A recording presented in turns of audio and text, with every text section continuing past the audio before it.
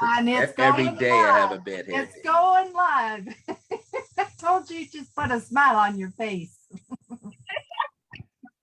You crack me up. Oh, goodness. And he's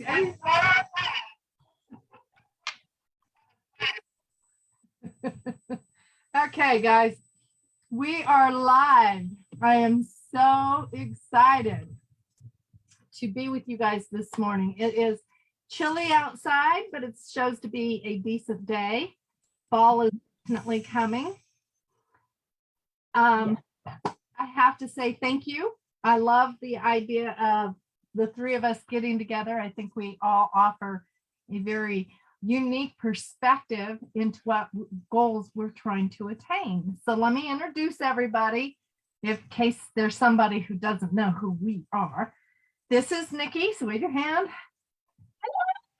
This is Nikki, and this is Brother Francis up in the other side. And I'm Michelle.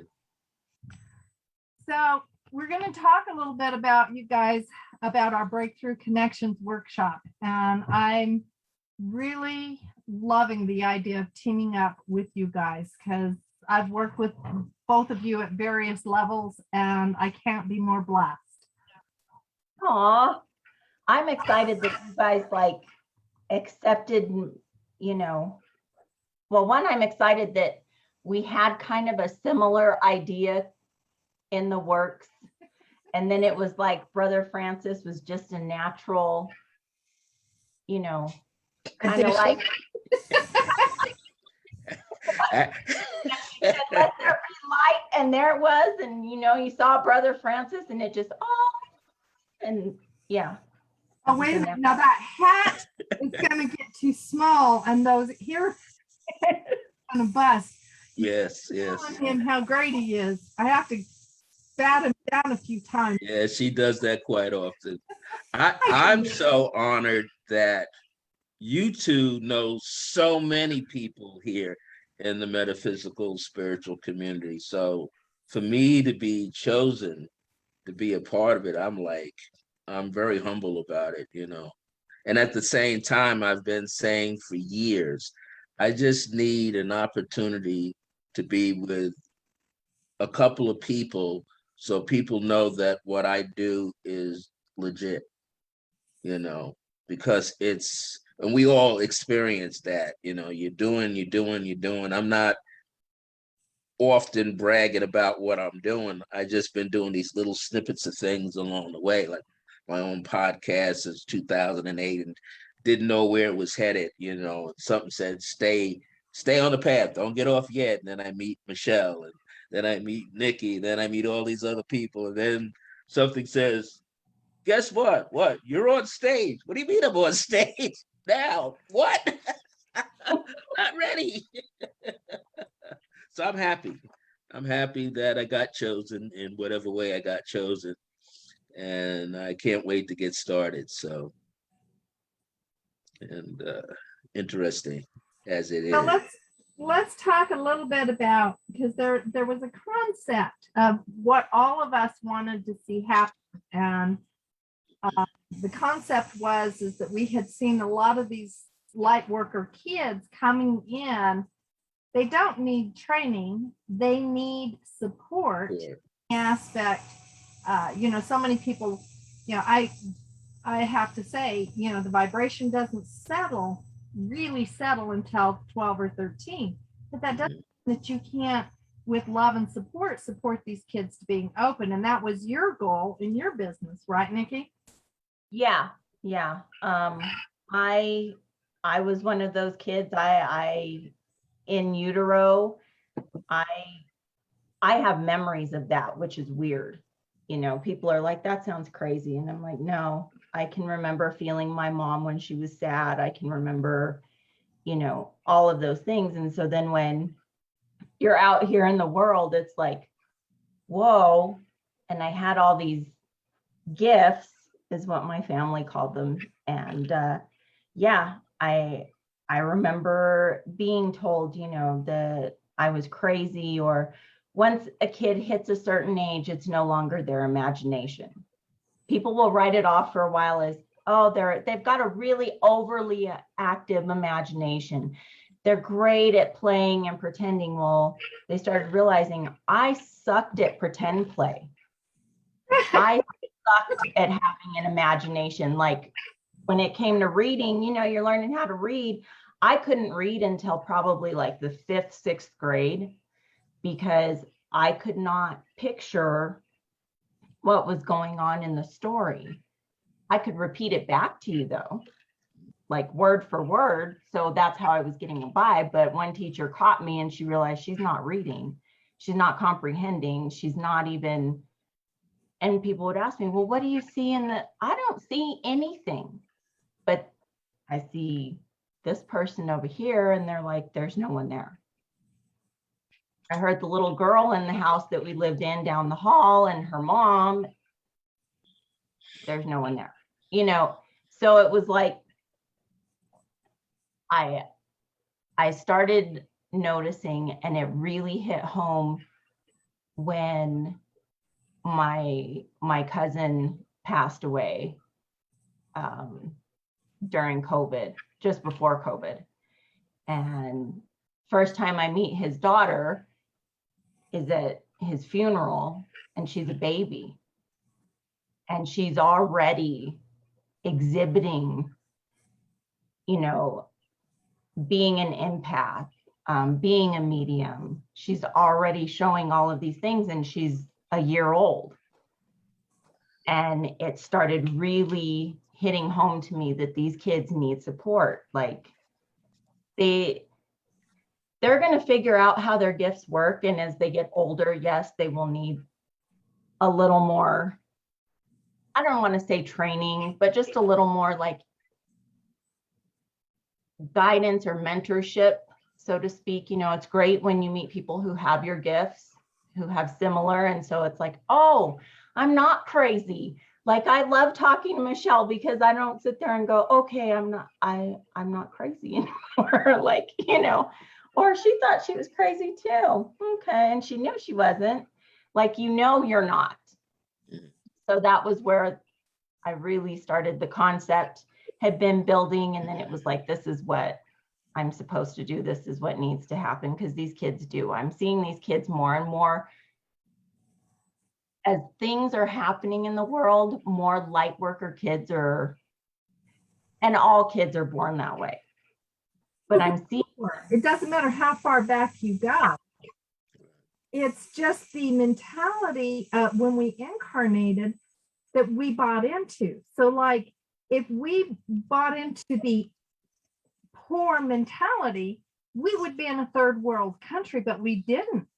But we have been dogmatically attacked and trained to dismiss these gifts as a natural part of our being. You know, and that there's the hard part. yeah. And it's how to bring it all back. And Brother Francis, you work with people, teaching them how to access their higher stuff through meditation, through exercise, that actually get them there. And that's the key role you're going to play, is with the parent. Yeah, they get self-care. I call it self-care time with Brother Francis, because really, well, you know what it is? I've been thinking too that parents, now I'm not a parent, but I'm a spiritual parent. So my youngest was William, really. He was been time I met him at 8 and back in Jersey. I said, yeah, he's my spiritual son, but he's already here. He's already ready. He just needs to be, I put him in meditation exercise, and I'd come out and I would tell Vernell, I said, I don't have to teach him anything. I tell him something, he goes online, he checks it out, he's doing it. He's the perfect person to work with, because he's like on the adult spiritual level as a child, you know. But then I was thinking too, I says, well, I'm going to do like you suggested, Michelle, like a little mini day of remembrance with the parents on maybe the first time. But I realized every parent has this little inner child that got shut down. inside this adult body making all these decisions within the family. And I got to get them to meet that again. Then they're on the same level with the child and not like I'm up here, you're down here, and what I say goes. And the child is going like, "What? You know, you got this thing hanging off your shoulder. You got this this little tornado energies coming around, but you're not listening to me." So I got to get them back to there. During these 8 weeks, I got to get them back to that childlike part of themselves so that they can communicate with their children. Then they can be more supportive. Then they're doing things together rather than I'm the parent, you're the child. Well, and I think the hardest part is kind of doing the blending because I've seen a lot of mistakes made by parents trying to exploit their children's gifts and make them like the circus people. You know, look, watch my monkey do this. Watch my elephant do that. See my tiger? Yes. And it's, you know, unfortunate because that makes those kids feel like they're freaks in a sideshow instead of just saying, I believe you. You know, it's one of the hardest lessons I learned was when Lance was always talking and he was constantly talking to people who wasn't there. And I never had a problem validating that. I would just ask him, who are you talking to? And so when he was 13, we were sitting in, this is by the time I found the metaphysics church, we were sitting in the church. His sister was on one side of him and I was on the other. And he was playing with the vent. And I didn't say anything and his sister didn't say anything. He looks at me and he looks at his sister, he goes, stop it, I'm not doing anything wrong. And she goes, I didn't say anything. And he looks at me and he goes, well, leave me alone. I'm not doing anything wrong. I said, I didn't say anything. And having that validation was powerful for him because he knew it wasn't us. You don't have to say, well, who is it? Who are you talking to? Who's talking to you? What's you doing? Guess what my kid can do? Yeah. Yep. We laughed at him because it was funny, but there you go. It is. And you know, I think that's where parents need to get to. I see, you know, even it's funny because when I go into a home that is, and I say this a lot, everyone knows, don't get me wrong, I love my woo-woo people, my woo-woo community. I do, because that's my like tribe and safe space. But I get in there and it is just a mess. It is the most energetic, chaotic mess I have ever experienced when I get into some of these houses. And I'm like, what are you doing? And they've got, you know, they've got the singing bowls and they've got crystals and we've got candles and we've got oils and incense and they're like, I don't use any chemicals in my house. That's my favorite one. I don't use any chemicals because I don't like the chemical smell. And I'm like, well, you know, even if you did have it in here, you wouldn't notice because you've got 3 different diffusers going with 3 different things that are not mixing well. You have incense burning over here. You've got a candle over here and then they've got crystals and they're like, and I don't know why my kids don't like these. Do you think I should take them for like a chakra balancing? Oh my gosh, no, don't touch those, please. Don't touch those. What's funny about that? This is what I don't understand. And correct me if I'm wrong because I know I'm not. But go ahead and feel free. Do people honestly not realize that you don't balance your chakras because every thought changes the chakras? It changes the flow. So when you change your chakras, you should be doing it by your thoughts, not by a tuning fork, not by crystal grids. It's a natural, you know, what they say is open closed. I think positive, negative flow is just going in a different direction to bring you different information to express who you are and what you're feeling. Yeah, but if they're not taught that, they don't know that. $75 to Yeah. balance their chakras. The kid walks out the door and goes, "Oh, I forgot to do my homework." Well, there was $75. And it's, you know, that's, I find that when, you know, I run into these parents, and then it turns into a competition. Like their ego starts to be built around their kids' gifts, and then but then it's a threat. Like that's the most, you know, I'm like, I think maybe you need to go get balanced. I don't know what you're going to do, but figure it out. And so it was like the minute I met Brother Francis, it was like, oh, this is what they can do, because I can't, like, I can Hello, only me.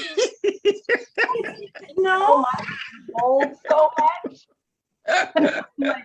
it is. Honestly, I hate to say this because we still live in a patriarchal, kind of dogmatic society. I don't care how woo you are. Yeah. Men get more respect from adults when you're telling them what to do than women do. Yeah. You just don't know. You just don't understand. Whereas a man, oh my God, he's the supreme authority, because that's what we were taught. Mm-hmm. Instead of looking at the man as the ground energy of, you know, he's the outgoing, he's the hunter, he's the gatherer energy. You know, we're the gatherer, sorry. He's the hunter, he's the logic, and the woman is the emotion. She's the gatherer, she's the nurturer. Instead of operating and understanding that we're all supposed to take a little bit from each side, women get summarily dismissed because we don't know. We don't walk in their house. We don't know how it is to raise children. We don't know their husband. We don't know their wife.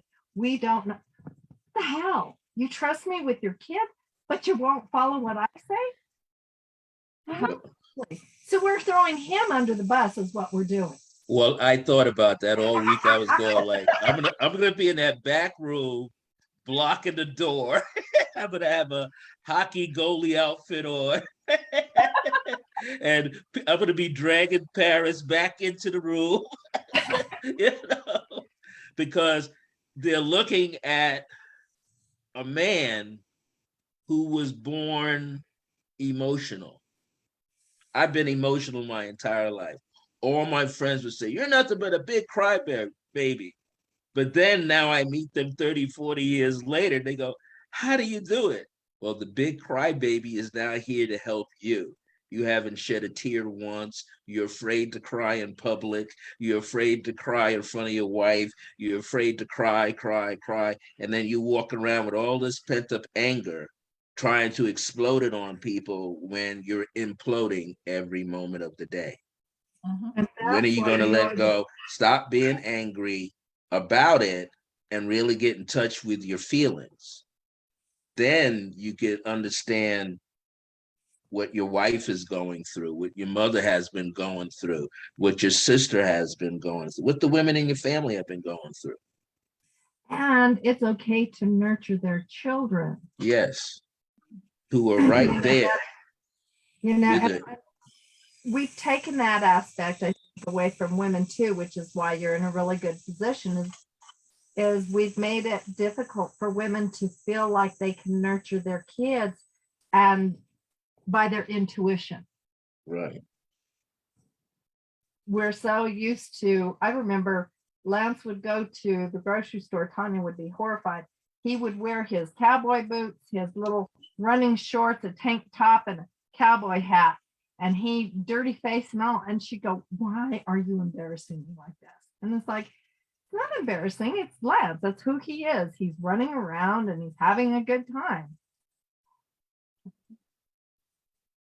And now what did she do? She put a crown on my head and sent me into the grocery store with her kids. I did it too. I did it too. Just saying. See, and that's what, you know, I look at my own family. Like I look at my cousins and I remember them when they were little. And I had one who used to dress like that, cowboy boots and Bermuda shorts, and he had, you know, the mullet. Yeah, that's it too. Beautiful thing. You know, he'd show up to the pool, my grandparents' swimming pool, with these cowboy boots on and his swim trunks or whatever, you know, and everyone would be like, but now those, I look at them and they're all boys in my generation. On both sides, they're all male. I'm the only female biologically. So I look at all these males and how out of sync they are with themselves. I see the insecurity. I see and I know where it comes from. You know, they weren't allowed to cry. They weren't, I mean, I was barely allowed to. Once I became a mom, it was, you don't cry in front of your children. That upsets them, that scares them, that makes them weak. Thank goodness, when I went through my first divorce, the kids had a really awesome play therapist. And one day I started crying in a session and I stopped myself and she said, "What are you doing?" She said, "Do you realize that Colby's doing that?" And I said, "What?" "I will get Colby to a point where she's starting to break through here and she catches herself." And she was like 9 years old.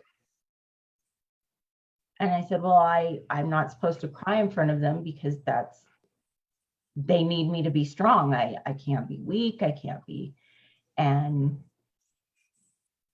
she said, "Let me ask you this. How do kids learn what emotions are and know what they are and know that they're okay if their parents don't show them?" And I was like, "Oh." And the waterworks came, and she said, and when I walked out of that session, it was like this huge weight had been lifted. And she said, "What does that feel like?" And I said, "That feels like what I've needed for a long time." I said, "And I know what it is. That is how I release. That's how everyone releases. That's how, you know, even when you cry when you're happy, that is a release that everything is processing through you as it should be, you know."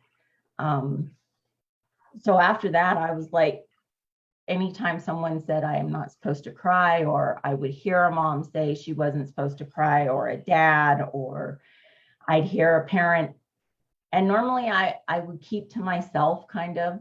I was very Froze. I don't know if we're being seen. Oh, Hang on, you're gonna have to because we froze. We froze good. we were frozen. Hang on, let me see. Yeah, we're back. Okay. It's on because I'm watching through my phone.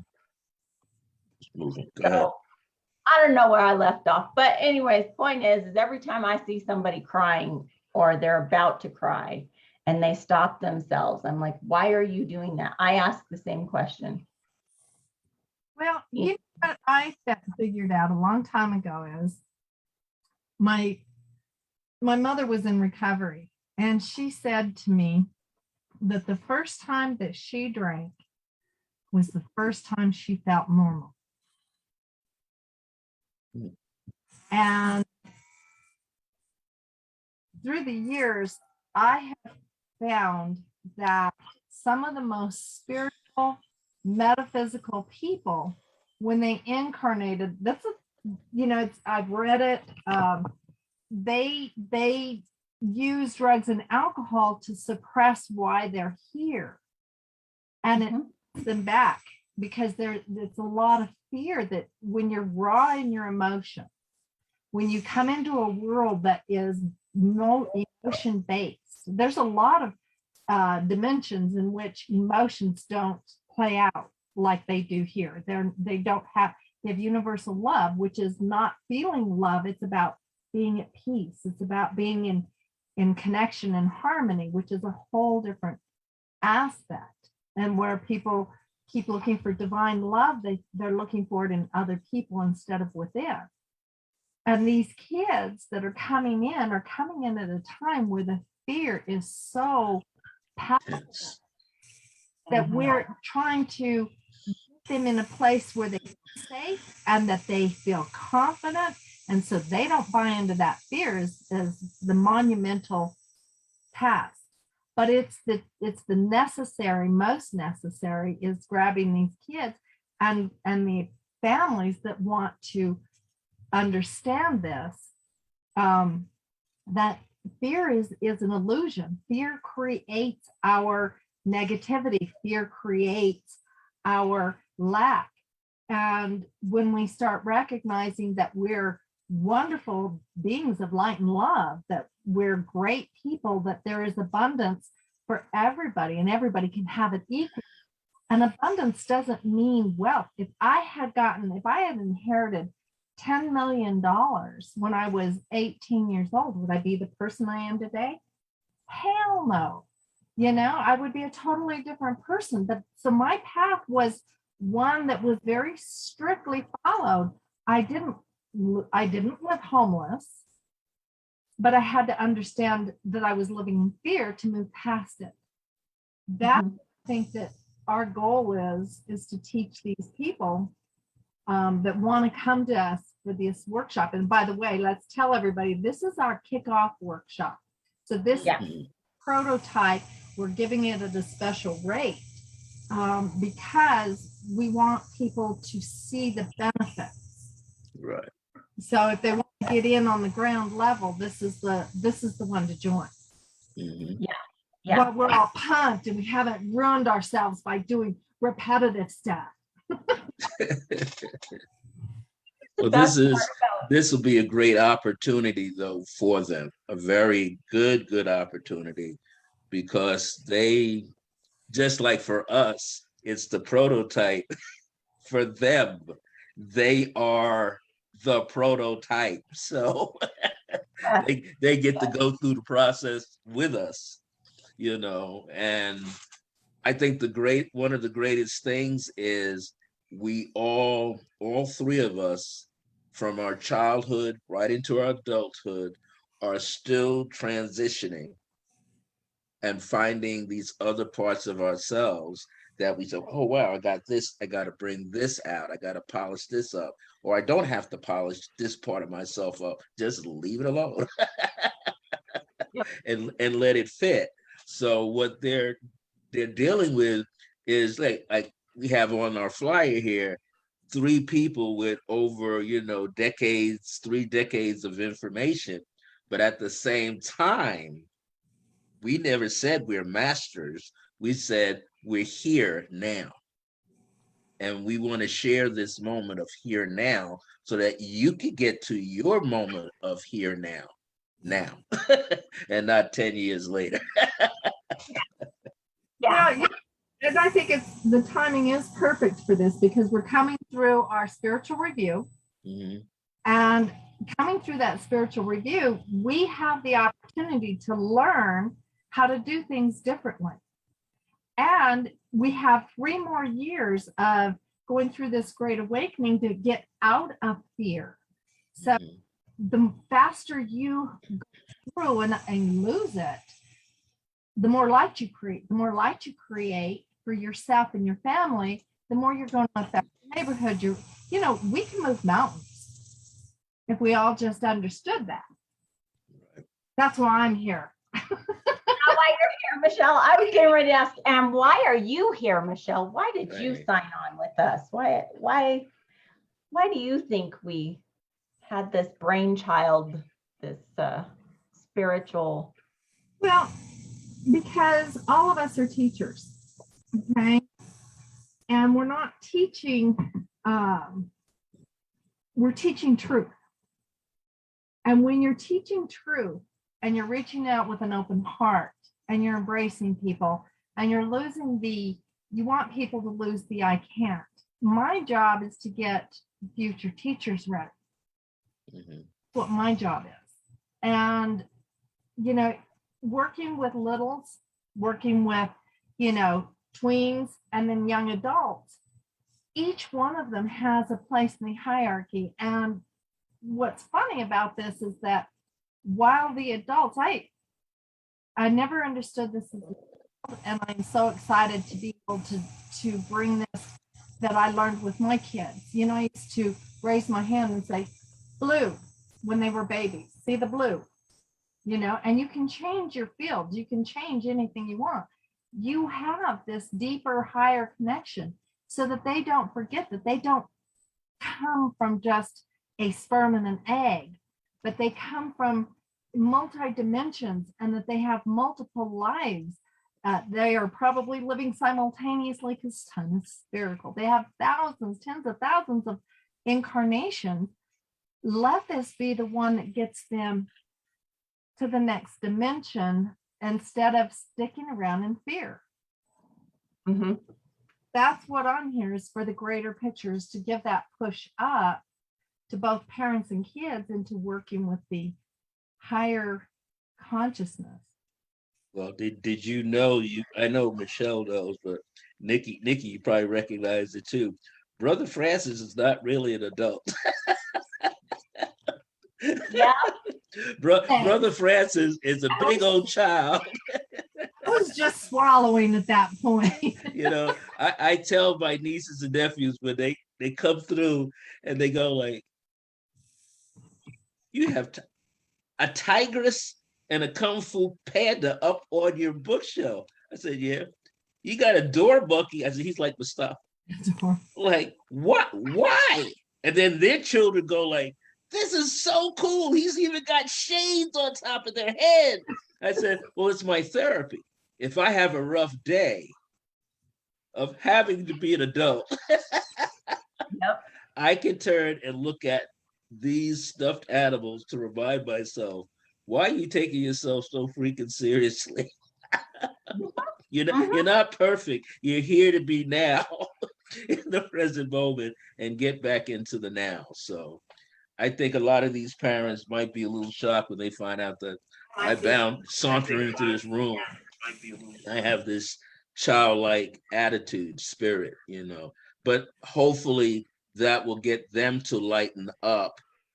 And one of the other things I realize from week to week is get them out of that ego mind. Yeah. You know, get them out of that ego mind, not destroy it, just get them out of it so that they could connect heart to heart with their children or the grandchildren or their nieces and nephews. So, well, I'd like to address the fact there's a little bit more method to our madness. Oh, yeah. Because we all know the stigma of being that kid that was the oddball kid. Mm-hmm. Knowing how to release the energy and being the healer and picking up emotions and being all of this. There seems to be a lot of teen suicide, a lot of gun in school and shootings. And I personally see this as kids soaking up all this hate and anger and fear that the world is putting out there, and how important it is to help your kids. So I want you to address why the other aspect, which is what you teach them, how to clear, how to not be clinically depressed and put on a ton of medication. And so speak to us of that, because I think that's a real important part people need to understand, that this is another aspect of this workshop. Yeah, there's this thing with myself and the parents is to get them into feeling their energy, you know, the energy that they came into the building with. And it's my job to help them get away from that energy and come in with an open heart. I think here's a little backdrop on me where I think I can do it, but it's not going to be easy. Not many, especially when it comes to the men in the family, they're like the hardest ones. But I remember many, many years ago when I worked in various, stores and things on Long Island doing quote, quote readings. And I always would see an image of my father in my mind, who was an alcoholic. And that's the way he left the planet. And I remember asking a client of mine, I says, I have a feeling that I'm supposed to have you help me do something. And it turned out that she was a counselor for adult children of alcoholics. And I said, bingo. So I used to go to these sessions and sit, and it was so raw. I would come out like, oh my God, it's really difficult. But what I learned was it's not that difficult if you can just open yourself up and listen. So that's another aspect, getting them to really listen and not bring their anger on top of their children. Because the children are children, like they're saying. But the children, I think that's what we were talking about with Nikki, is the children coming with all these diagnoses when they're actually just metaphysicians and beautiful spiritual beings that somebody dumped a label on and decided to call them. Well, the human part of us, right? I I used to explain, because when my kids would come up with concepts, and I realized these were all things that I thought when I was a kid too, so I never like denied them those pieces. But I was explaining one day, Bart and I were having a discussion, and he was like, and this was when he was very much in his human space. And I was trying hard to just balance both pieces of myself. And I really didn't want to be in that space, because that's just not, that's not me. Like if I let it go, then I can be in that space. But we were talking about the alphabet and numbers and all these concepts. And I said, all of those things are labels. Our dogs and cats do not call themselves dogs and cats. Right. An elephant and a whale don't call the other one an elephant and the other one a whale. Like they don't, that's not, it's very human for us to, we have to have a label for everything. And I even find it, when we are in the light worker community and the spiritual community, and the parents want to know, are they, my favorite is when they get bummed to hear that their kid is an empath. Because all the stuff that, they see on Facebook, or they got over here in this thing or this chat or this forum, is empaths they are magnets for narcissists. No, actually they're not. Here's the deal.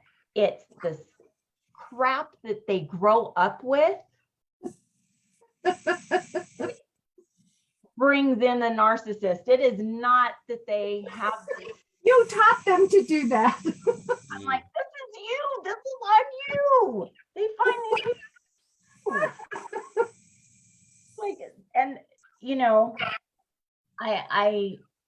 I sit there and I'm like, do you really need a label?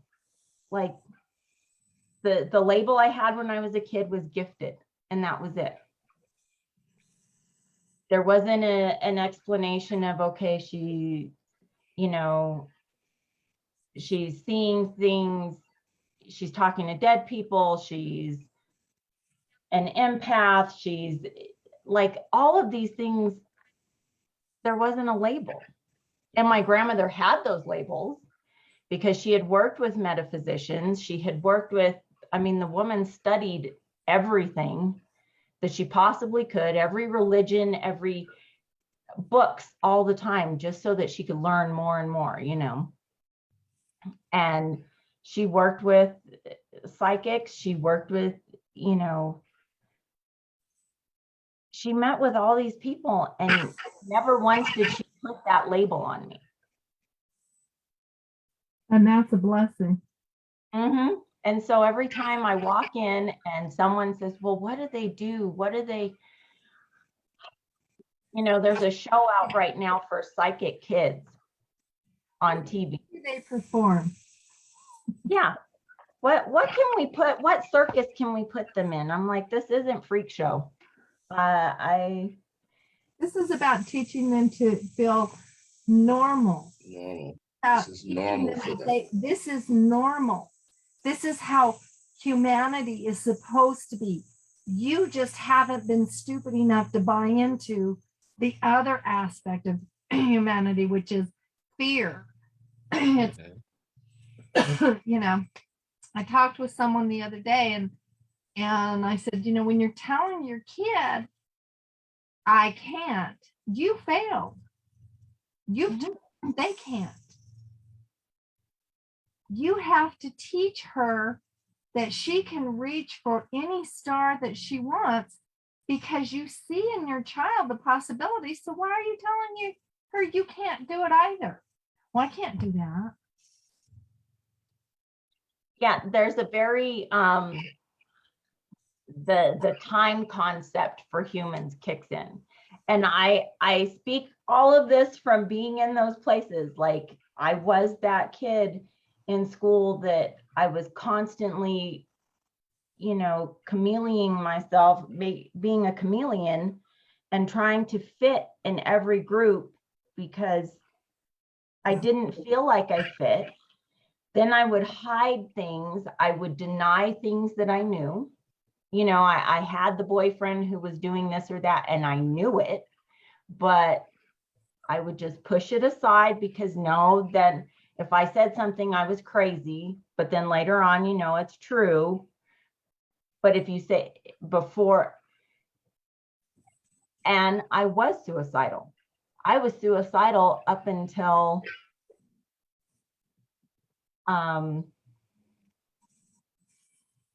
I remember that I developed that ideation with it. Like, this was just the only other option I had.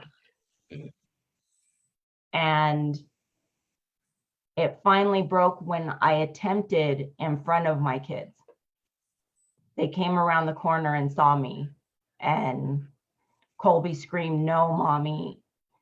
And that was, you know, and after that, it was like, oh, wow. Then I became afraid of myself. Like, I'm capable of doing this. I'm capable of doing it in my home. The further that you try to bury those pieces of yourself, your intuition, your gifts, the knowing, the more detached, the more crazy you feel, the harder life is to control. It was like the minute that I really stepped into my space and was like, okay, all right, fine, I give in. This is what my purpose is. This is what it was like. Everything started flowing. But I could see that the fear I had created in my kids over the years. So now we've been working through those pieces, working, you know, and their confidence is building slowly but surely. But it's like, I look at little kids and I see them with parents like that. And I'm like, don't put them in a box because the school said you had to. I think Brother Francis was one that he got to grow up with a mother who understood gifts and then the father who didn't. So he got the happy mix. You got the mix where your grandmother, your mother, they did the bonding and they knew of all the gifts. And I grew up with the parents that didn't believe in any of this. That this was, you go to the practice because you've got schizophrenia kind of thing. So I think that's what brings a healthy blend to what we have to offer, because we can reach out to everybody. Yeah, we can touch everybody. Well, we can bring that Mystic Max. See, we have here That's to right. say hello, and he can come and give kisses. That's right. And I love it. And that's, I grew up with, for all the woo-woo that my family was, there was a lot of dysfunction. I don't know any family. It cracks me up when people are so afraid of that word. And I'm like, you're thinking of it in the wrong term. Like it just simply means you are not functioning where you should be. And that is the point of this workshop, is to function. I am not, you know, when I go into homes, I tell families, I say, I'm not here to bring you peace, because that is boring to me. That is something you have to find with yourself. But a home that is all in this peace is not a home where kids can play, because adult peace is usually this space of shh, quiet. I've got to meditate. I've got to, but they're meditating not like Brother Francis meditating, you know, it's this weird, I don't know. It just, I said, and that's why I tell people, I will help you bring harmony to your home. And harmony leaves room for music. It leaves room for dancing. It leaves room for playing. It leaves room for, if you have a bad day, if your kid has a bad day, then there's compassion and understanding there. It creates a safe space for that. Your home should be the sanctuary for your family. It should be the one place in the world that, you know, it doesn't matter what happens throughout the day. You come home and it's like, everyone can let it go at the door. And, but parents come in, we all come in with all the stuff, and our kids learn they're supposed to come in with all the stuff, and they come in with a lot of stuff. I mean, 30 kids in a classroom, or, you know, now it's what, 20 something spread out because of COVID, and, you know. Well, and the fear, here's the funny thing I'm finding is that it's the fear of being in community. Yeah. You know, here we're on Zoom live in Facebook because we're in 3 different locations. This program that we're doing, we're going to be connecting so that people can share space and energy. Right. The beauty of it is that we're going to start, I was looking at the date, November 6th. Is that not correct? Yeah, that's a Saturday. So we're going to do this on Saturdays from 9 till noon. And basically, what is the price on that? $5.92. So it's $74 a day. That is really cheap when you think of being taught that you'll be free of the fear constraints that keep you from making $200 a day or $2,000 a week or whatever it is. When you're freeing yourself up to quit walking in fear. And I laugh because I hear all the time, well, I can't afford it. Like with my own workshop for Halloween. Oh, I can't afford it. You can't afford not to. Life changing. What we're offering is a way for you to leave that routine, the patterns, the fear. You know, I remember walking in, my kids were like my, you know, we just laughed all the time. Now, don't get me wrong, there were always bad days because trust me, I had the daughter who I was just laughing this morning with the mom. She was watching her daughter get on the bus. I said, yeah, I used to take mine. She'd get out of the car, go in one door and out the other. I was the incorrigible mom that, you know, took my kids when I caught them ditching with their friends to their friend's house and made them apologize to the other parents for ditching with their kids. I thought, I'm brilliant. Nobody's going to want to ditch with my kids. They all did. They kept ditching because the other parents didn't care because they had already made up their mind that they couldn't make a difference for their kids. Yeah. And we're helping them make a difference for their kids. They really can't not afford to do this. Right. Now, how are we going to have them register? So I believe we have on there, they can either connect with you or I, reach out to us here on Facebook. You can just leave a note in the comments, or you can DM, PM, whatever terminology, us, or you can reach out to us on our websites. Phone numbers are on there. You can call us to sign up. Mhm. We're trying to make it as accessible as possible for you to sign up, because it really is. I mean, one thing is you pay what when your whole family goes to therapy, or even sending one kid to therapy, Mhm. and the medications for that. Mhm. Absolutely. The difference is, $1,000 a month. well, and therapy is great. I'm not disputing that therapy isn't great. But again, that's giving kids their social anxiety. Okay. Kids Yeah. have social anxiety, especially if they come with gifts. They have social anxiety.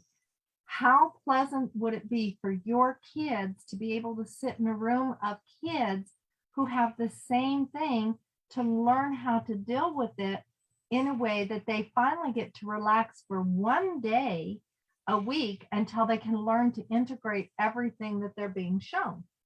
Right. You know, And it's- and how much stress does it leave with the parents when Brother Francis gets them and says, no, wait a minute. You can't live vicariously through your kids. You have a gift and Mhm. on yours. Let's Mhm. reaching yours. Leave your kid out of your gift. Right. Your kid out of, and get out of theirs. Get out of your Right. way and have the power for that. Right. Yeah. Because the true power is to embrace them, love them as they are, embrace them. But they're not going to be able to do it until they can love themselves and embrace themselves. Yeah. Because many people, and I have to also let them know, okay, I'm a psychic, I'm a healer in my own way, but I am not a psychotherapist. So I'm not here to go into that area. And No, I was just thinking, one of the things I'm going to bring into this, and I've done it before on Long Island, where I have people meditate, but I let them know, you're going to go into this meditation. I'm not going to say but one or two words, but when you come out, I'm going to give you a piece of paper, and you're going to pick a colored pencil, as a child would do, and I want you to draw something that feels like what you experienced, and then let them go home with that and realize I do have something inside. It's not about, I don't have to make it a perfect figure, a perfect tree. I don't have to do that. I just have to draw something that makes me feel connected to what I just experienced. And then that's their homework, you see, is paying attention to their feelings and get out of their head and stop, like you say, stop over analyzing what they think their son or daughter is doing with their gift. Their gift is separate from the parent's gift, and the parent has to learn how to acknowledge. Now, if they already have acknowledged the gift, my job would be like, okay, I see this big ego popping into the room.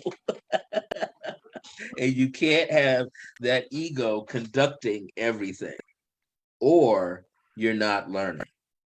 And you got to be willing to learn. We're running into almost an hour, so we're going to get Okay. up to work. So anybody who's interested, we're going to be sharing this video out. If you know of a family that's interested that could use our services, we're going to be doing this starting November 6th. We'd like to get people registered. We are limited to 8 adults. Right. So we're limiting the adult level. So that also affects how many kids, which, if you have 4 kids, cool. It's the same price whether you have 4 kids or 1 kid. Or one. So understand that we're here for you. Get in touch with one of us. You see all 3, Brother Francis, Nikki, myself, Michelle, and get in touch with us, make a comment under the video, tag us by name, and we will talk with you all soon. Yes, we will. And I'll see you guys soon. Really? We have to get together and strategize and finish Yes, we do. No. fine-tunings. All right, guys. I love you. Love you. Thanks for having me. My heart to everyone. Bye, guys. Bye-bye.